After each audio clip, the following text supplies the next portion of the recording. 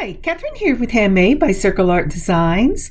Today on my work table, I will be putting together a pair of Celtic Knot Dangle Earrings.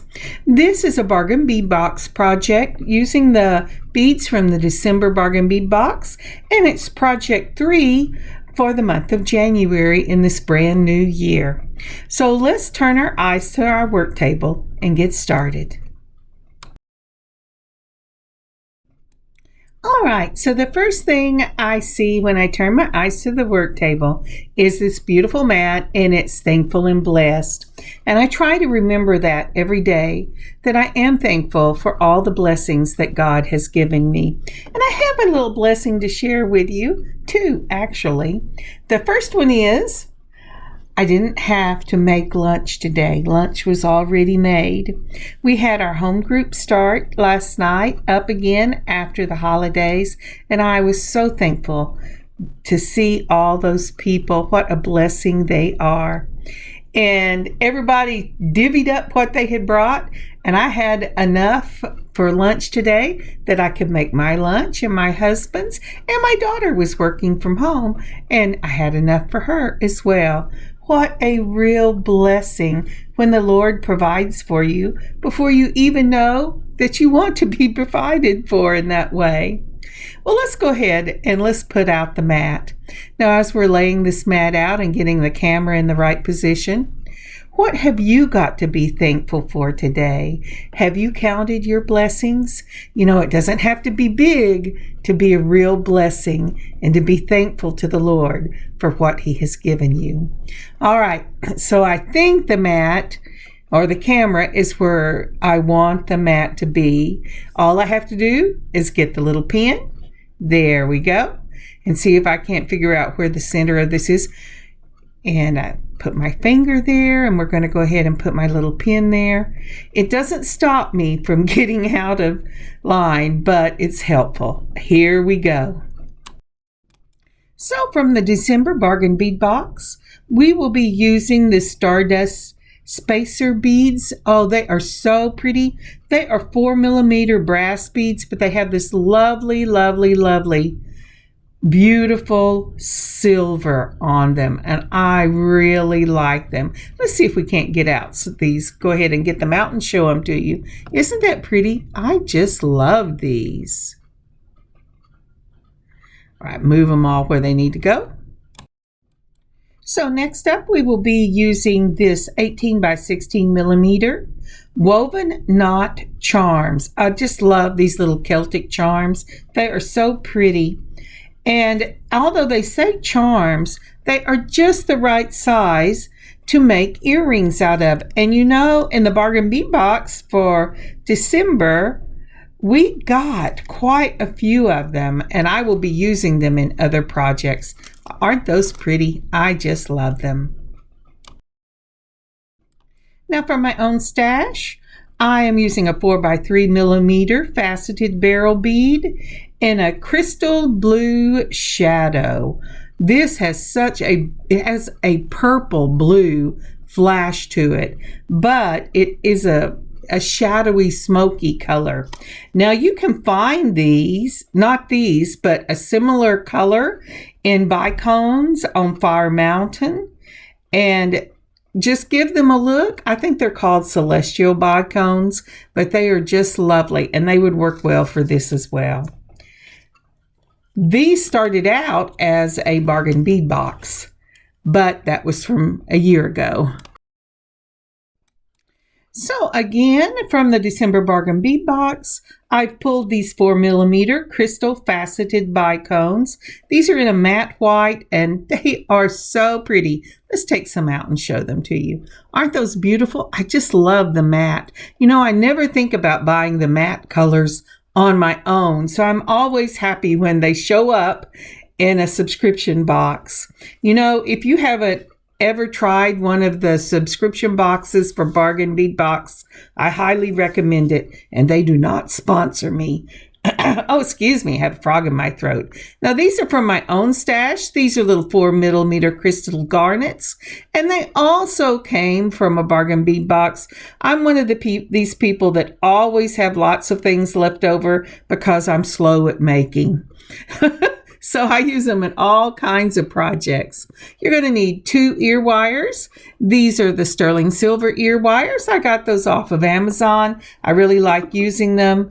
And then I am also going to be using some of these crystal check glass beads in the size 11-0. And let's see, what else might I need? Well, let's go ahead and pour some of these out and I'll be ready to go. I use these in a lot of things. In fact, I just had to go buy another one because I got to looking at my beads thinking, oh, I may run out of these soon. And they were on sale, so I picked some up. Now then, also, you will be needing some jump rings. I use the little 5mm jump rings for this. And I'm sorry, I haven't put them out yet. I'm playing with my beads now. But you will need 2 right there head pins for this. I had a brain lapse. I said head pins, eye pins. You're going to need 2 head pins for this.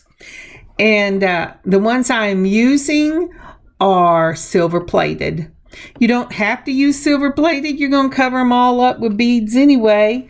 But this is what I had for this project. Usually I save my silver plated for when I'm letting some of the head pins show through.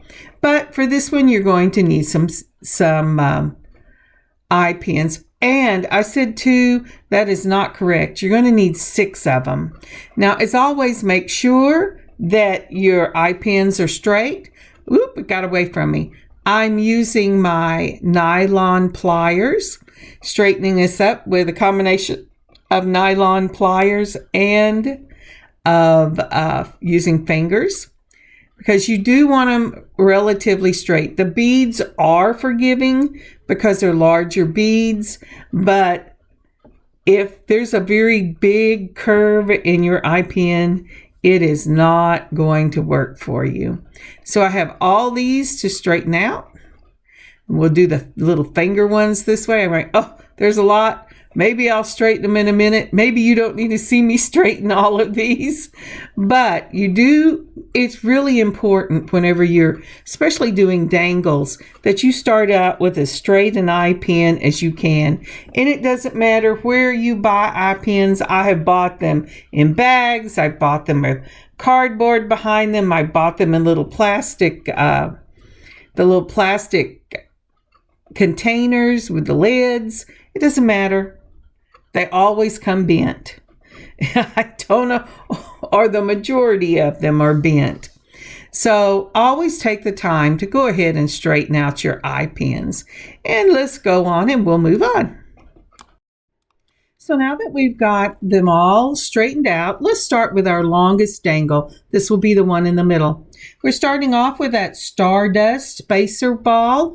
And then we're going to put on one of our crystal 11-0 seed beads. I like to put these, they have a beautiful sparkle to them. Next comes up that beryl bead, and oh, it is so pretty. Let me see if I can get the color for you. Isn't that lovely? I just think it is so pretty. It flashes blue, purple, green, but the bead itself is smoky. Then right on top of the beryl bead, we're going to put on that garnet and another one of the beryl beads. And this is going to be the color in this earring. Isn't that pretty? I want you to see it so bad. I hope it looks nice on your device. After those 3 beads, we're going to put on another 11-0. And then we're going to put on one of these matte white. Now, to say they're just white would be incorrect, because what I'm showing you here is when you roll this, it has almost an opal blue that flashes through it. And I know that they are not opals, but they are gorgeous. We're putting on the bicone, an 11-0 seed bead, a bicone, 11-0 seed bead. Let's get that down. and a bicone, and we're going to top it off.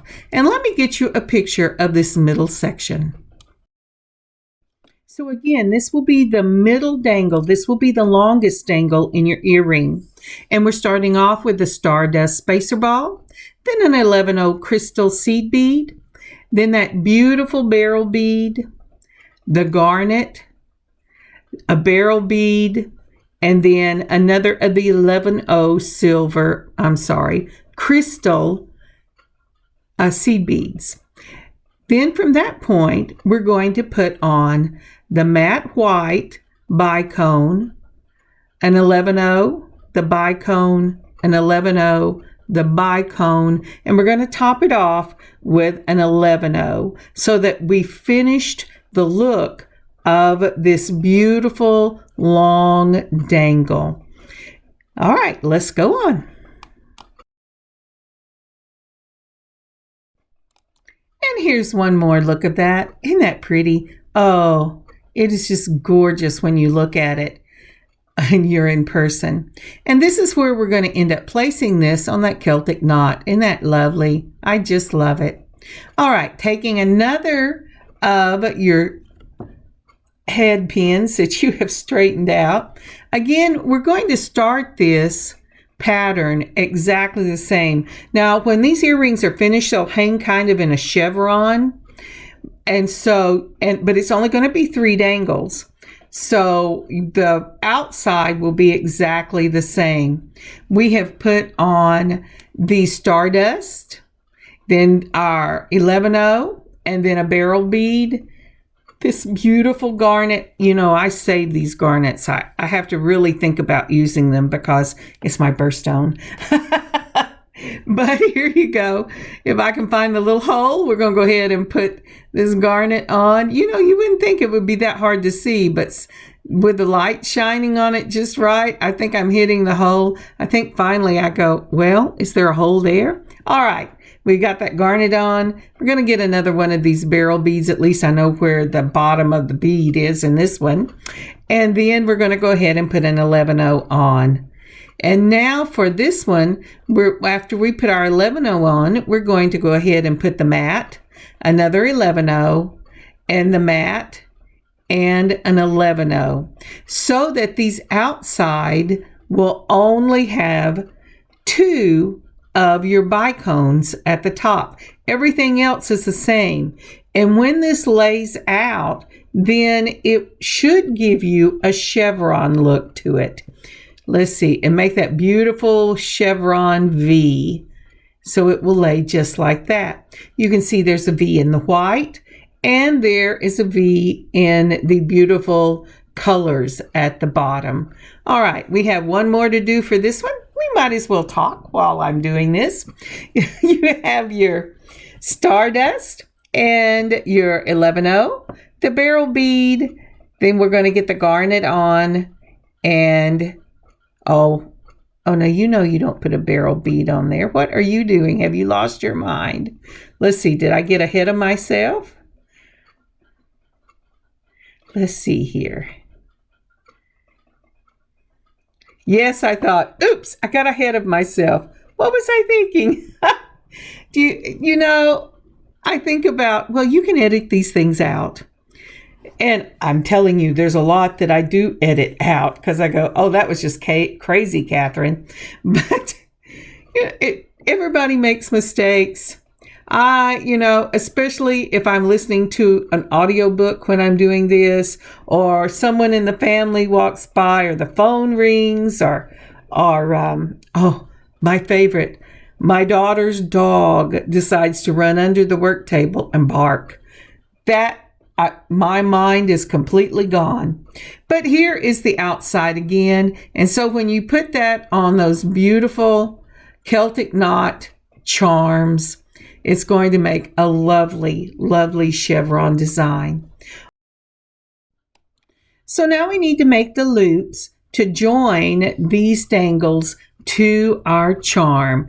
And for that today, I'm going to use this looper. Now, This is the smaller one, and I love them.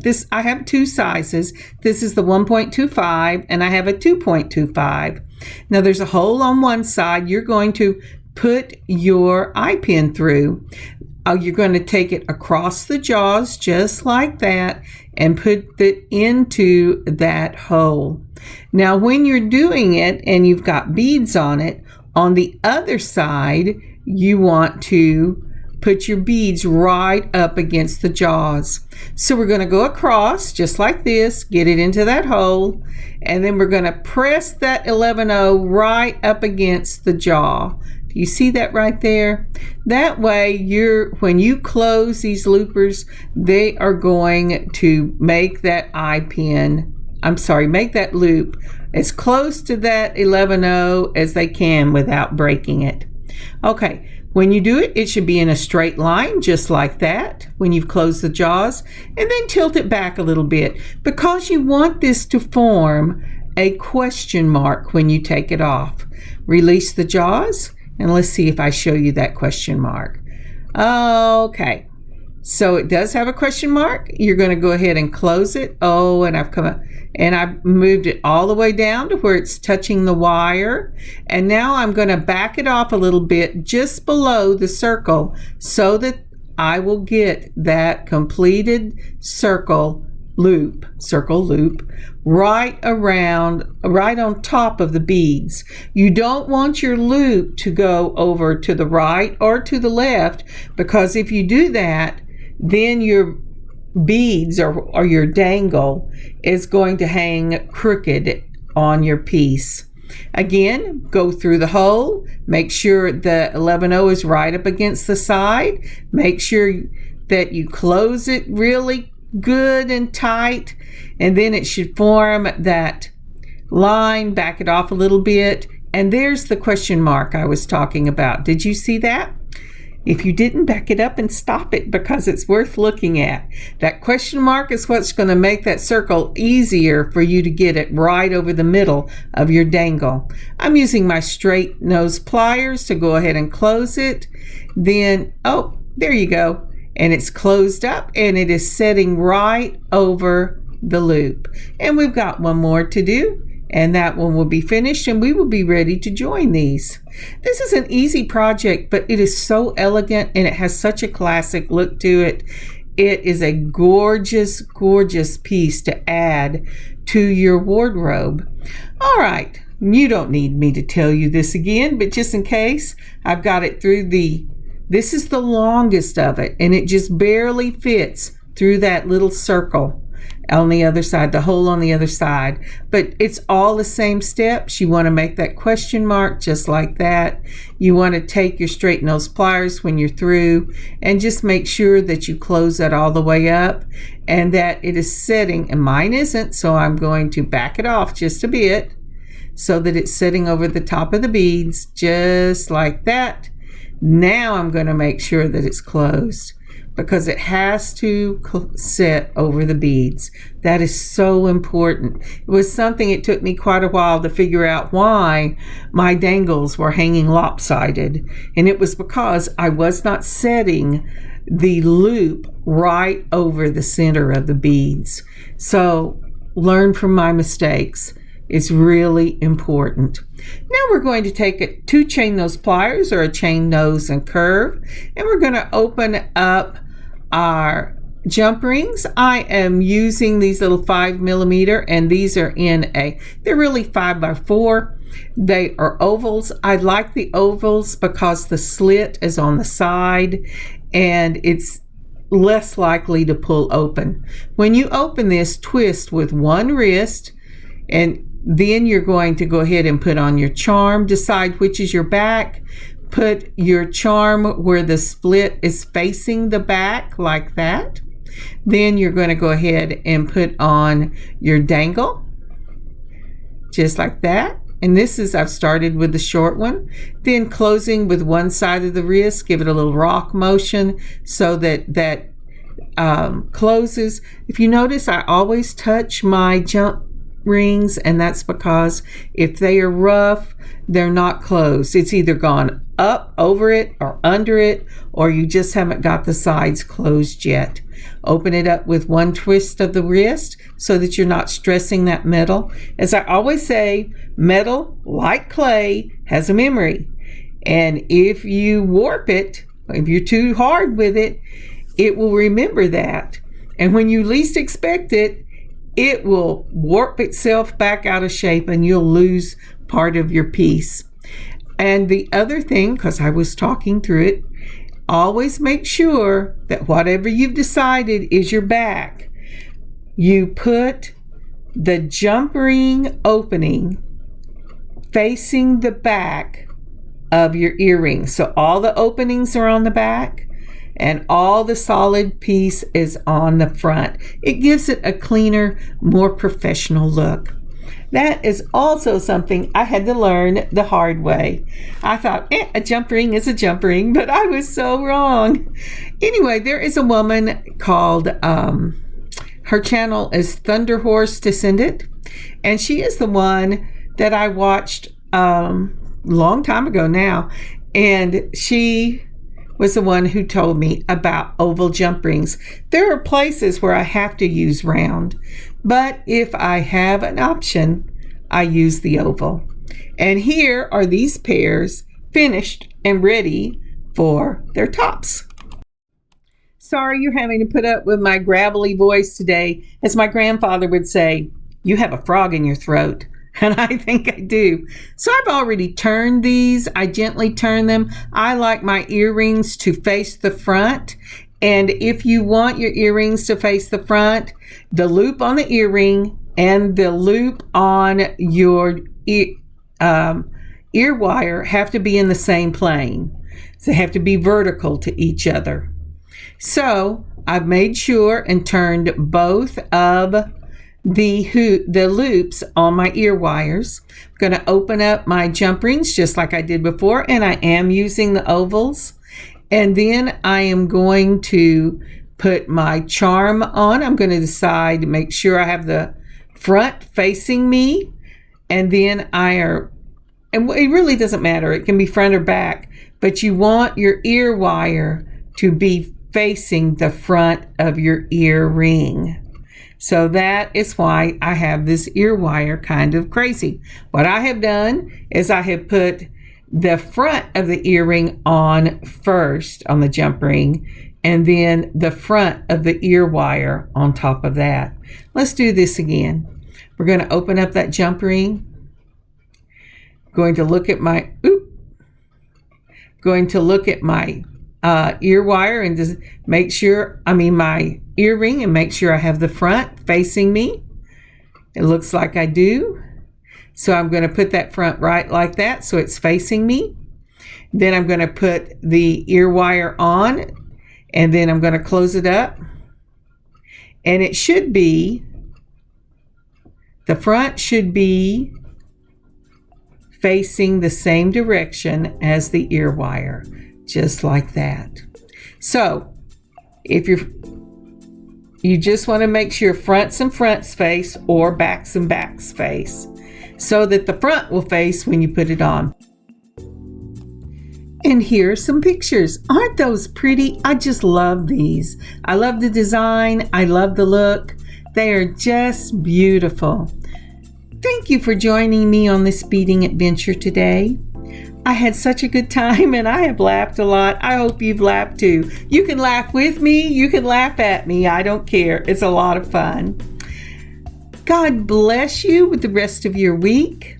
These will be up in the shop, but I have a matching necklace that I will be showing you later next week.